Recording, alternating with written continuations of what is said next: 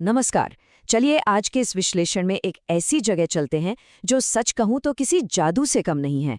मतलब एक ऐसी जगह जहां मौसम अपने सबसे एक्सट्रीम रूप में होता है, फिर भी वहां के लोग दुनिया में सबसे ज्यादा खुशहाल माने जाते हैं। हम बात कर रहे हैं नॉर्वे की। एक ऐसी जगह जिसे सच में दुनिया का एक जादुई किनारा कहा जा सकता है। तो बिना देरी किए इस अनोखे सफर की शुरुआत करते हैं।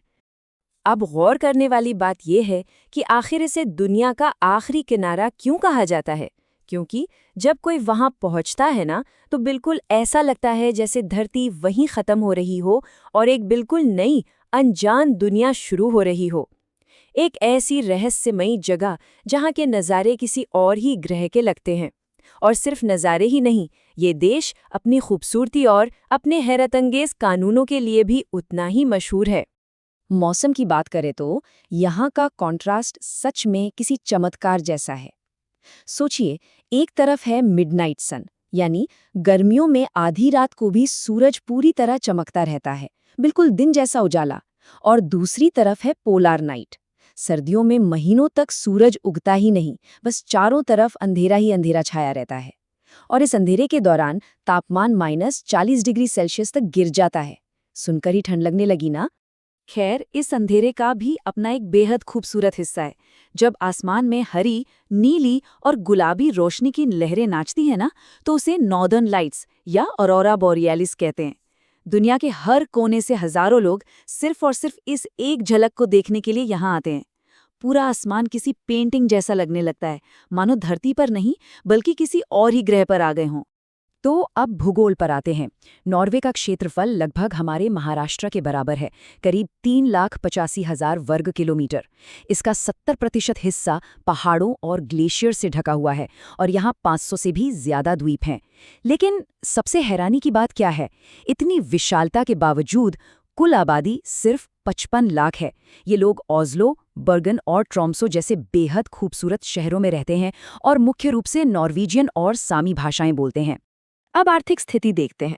नॉर्वे की आर्थिक ताकत और वहां की करेंसी नॉर्वेजियन क्रोन की मजबूती मुख्य रूप से इन 4 स्तंभों पर टिकी है: तेल, गैस, मछली और हाइड्रो पावर।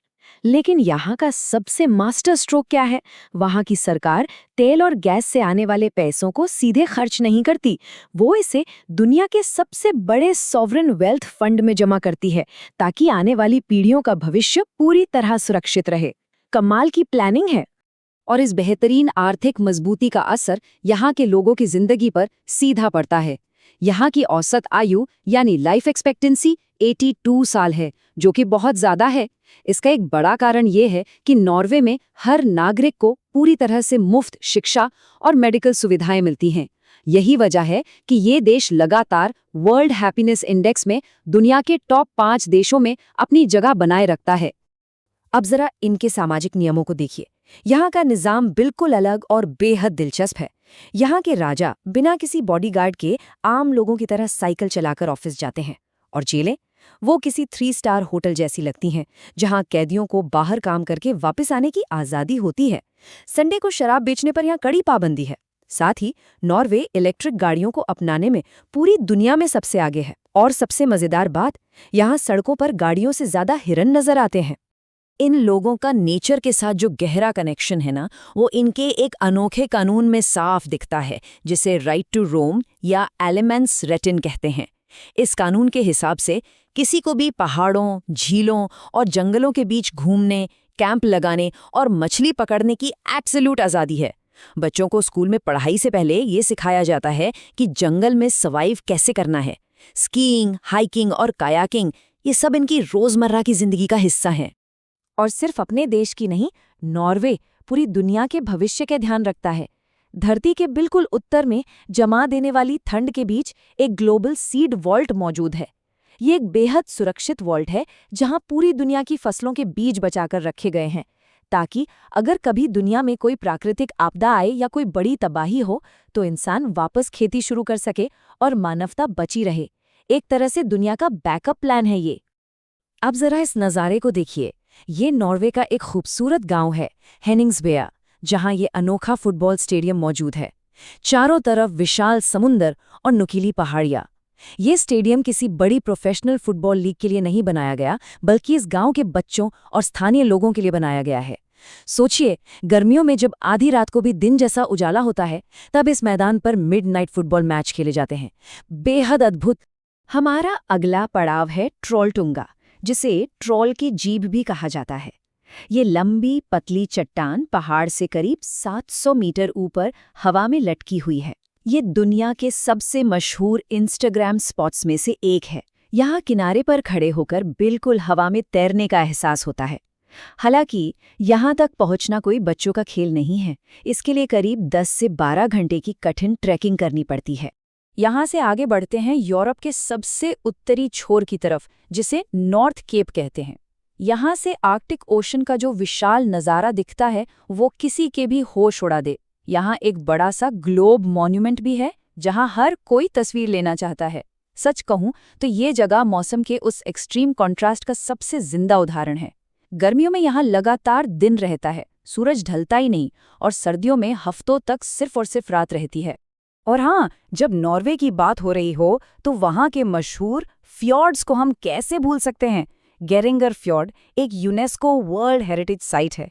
नीले पानी की इन डीप गहराइयों में जब क्रूज शिप्स चलते हैं ना, और चारों तरफ बर्फीले पहाड़ होते हैं, तो नज़ारा देखते ही बनता है। यहाँ गिरते हुए झरने हैं, जिनमें सबसे प्रसिद्ध हैं 7 सिस्टर्स और सूटो वाटरफॉल्स।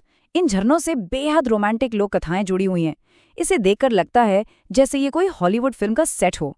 चलिए, अब इस विश्लेषण के सबसे हैरान करने वाले हिस्से की तरफ आते हैं।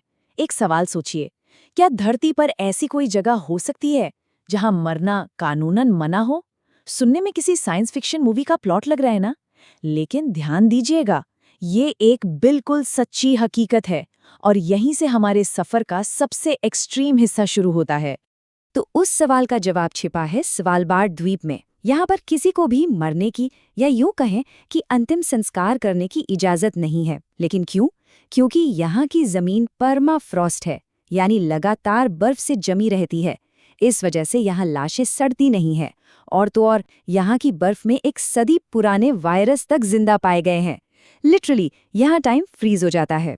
स्वालबार्ड के बारे में एक और कमाल की बात है, पोलर बेयर्स वर्सेस इंसानी आबादी। अगर कभी सोचा हो कि क्या ऐसी कोई जगह बची है जहां जानवर इंसानों पर हावी हैं, तो स्वालबार्ड वही जगह है। इस आर्चिपेलगो में इंसानों से ज्यादा आबादी ध्रुवीय भालुओं यानी पोलर बेयर्स की है।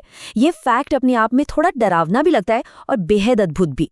तो अंत में इस पूरे विश्लेषण को हम एक गहरे सवाल के साथ समाप्त करते हैं। अगर इतने एक्सट्रीम कॉन्ट्रास्ट वाली जगह भी इतना बेहतरीन संतुलन और ऐसी खुशी हासिल कर सकती है, तो बाकी दुनिया नॉर्वे से क्या सीख सकती है? सोचिए, एक तरफ मिडनाइट सन तो दूसरी तरफ पोलर नाइट, एक तरफ अथाह संपत्ति तो दूसरी तरफ आम लोगों का प्रकृति से इतना सीधा और गहरा जुड़ाव। नॉर्वे सच में सिखाता है कि विकास और प्रकृति एक साथ बहुत आसानी से चल सकते हैं। आज की इस विश्लेषण से ये बात तो साफ होती है कि सही सोच से दुनिया का आखिरी किनारा भी जन्नत बन सकता है।